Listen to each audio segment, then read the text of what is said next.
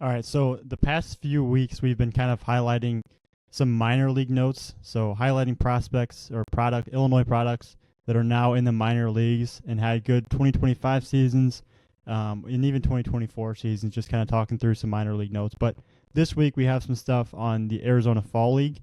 So Tyler, Drew, I don't know who all has some stuff on it, but feel free just to get in here and talk through some guys. Drew might have more on these guys personally. These guys all predate my time with prep baseball, but three Illinois products that I feel like are off to good starts in the Arizona Fall League. Got Luke Adams so far through 13 games. He's got 13 hits, 3 doubles, 2 homers, 8 RBI, 10 walks, 2 stolen bases. Good for a 992 OPS at this moment, which is very solid. And then you got Sam Antonacci, 11 games, 16 hits, 2 doubles, 2 bombs, 8 RBIs as well. 9 walks to 7 strikeouts, so he's walking more than he's striking out.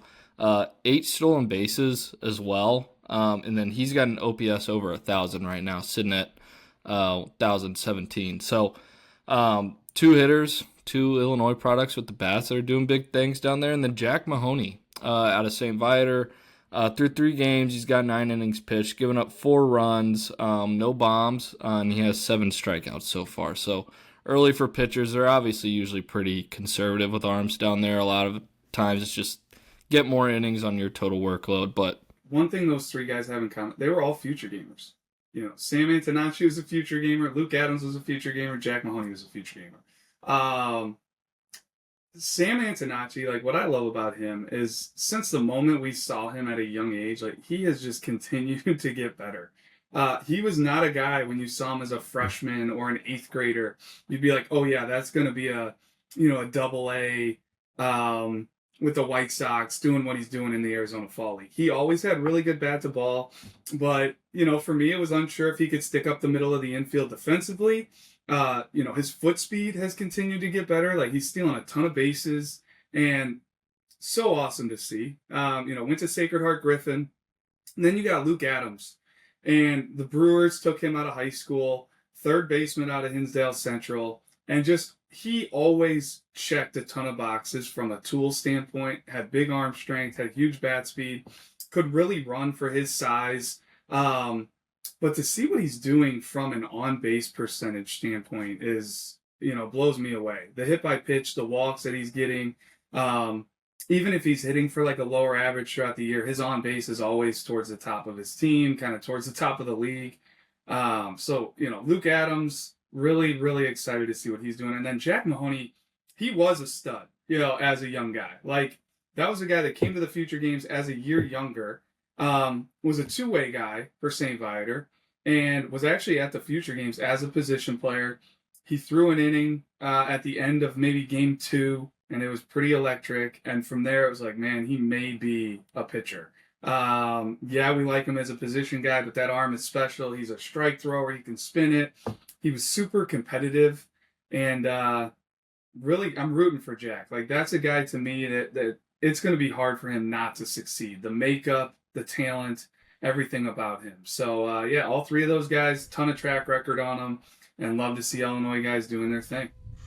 Yeah, I will touch on Luke a little bit more. Like, he was a Super 60 guy for us as well. I remember he, didn't play a little bit of his senior year. He had, a injury in the bottom of his foot, but he was a 12th round pick. Not, one of the higher draft picks of the class, and he's a number 8 prospect in their entire farm system right now. So just, credit to him for, betting on himself, signing out of high school. He signed for about 6th round money, but he was 12th round pick. I know that we always say, look at what they signed for. Totally. But still, it's really cool to see him number 8.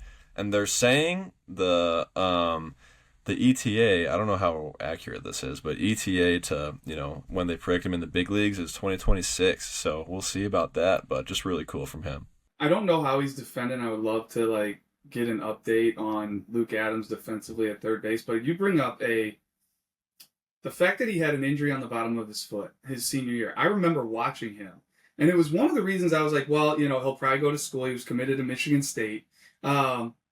I think I saw him at Lyons Township, and he was just smashing balls. And then running like a 11-second home to first. Like, he had to hit the ball deep into the outfield to make it to first. That's how bad his foot was.